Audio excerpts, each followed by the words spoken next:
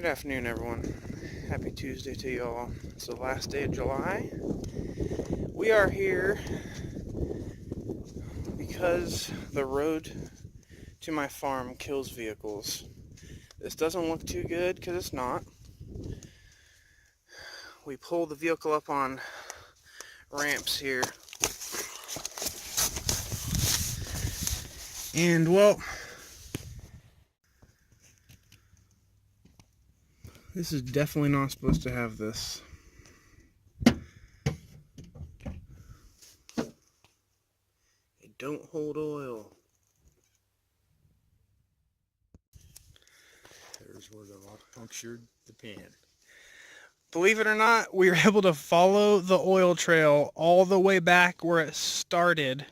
And here was this rock punched up. You could totally see where the vehicle had impacted it. And there is where it all started. Man. I wonder how long that oil trail is. A mile? It's too long. Probably close to it. Pretty Close to a mile. Yeah. Long ways. Yeah. I'm gonna inscribe this and mail it to you, Dad. Okay. Well, you know, we've always kidded each other, but it seems like when we do things together, it always turns out to be an adventure. Yeah, let's not try to jinx ourselves for next. Sound is running. Do you feel confident in your ability to make it where you're trying to get? Yep. All right. I'm not going to throw it out either. No. Well, let's see.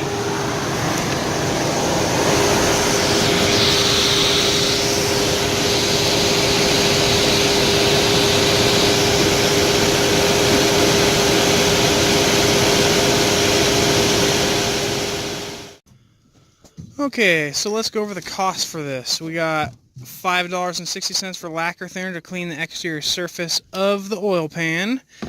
$1.50 for the 3-inch knockout seal. And then we have a small O-ring and then a large rubber or neoprene washer for 95 cents. That brings the total to $9.01 repair. Plus a gallon of oil. Yeah, plus the oil. Well, that don't count. It's the next day. I had to wait until I upload this video because I gotta tell you, like, I was expecting this fix to, like, fail every 5 seconds. It's no offense to the fix or anything, but seriously, it's scary to me. But believe it or not, it lasted 300 miles. Like, I got a text at 2:10 in the morning that my dad got home safely. That patch, that $3 patch, believe it or not, lasted the full 300 miles across state lines, up through mountains and highway traffic and everything. Oh, man. Only person that could do that is an old school mechanic that is comfortable as heck with how engines work. My goodness. Whew. I wouldn't try it at home, folks. I would not try that at home. Okay, so design flaw with the Zuni waffle garden. Harvesting space. I caught a wife with the netting. Come out, but it's purple. They're good to go. Our first harvest from the garden. Tomatoes and bell peppers today. And wax peppers as well. Which is sort of a form of a mix between a mix between a hot pepper and a bell pepper. I think those are ready. Yeah, how do I get to that orange one? Right here.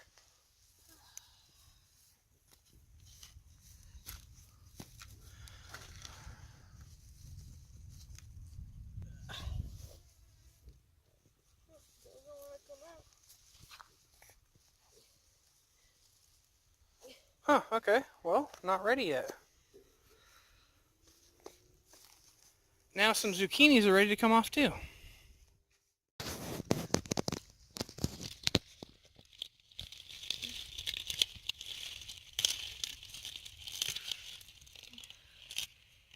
Nice, interesting shape.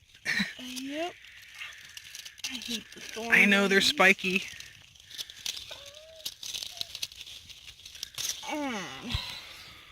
All right. Yeah. Well, you know, it's not really a harvest, but it's also not totally dead. It cracked right here. It's a very funny shaped watermelon. It was sitting on the ground right here on this yellow spot. Just grew weird and cracked right here, which would normally be the bottom of the watermelon. Oh well, I cut it off just in hopes that another flower would get the energy and has a chance to grow correctly, so we'd actually eat some watermelon. Okay, well, was trying to do laundry today, or finish it up anyways, and near a whole hive earlier today was in this bucket. I only see a few left. It's getting dark. Hopefully they'll go home, but today must have been water harvest day for them. Yeah, there was probably 50 to 100 bees in this thing. And then on the outside, where we dump the water for the drain, they were all rolling around in it, just like getting wet or harvesting water or whatever they do. But try not to drown them, so I guess I'll just wait till they're all gone and come back and do laundry later.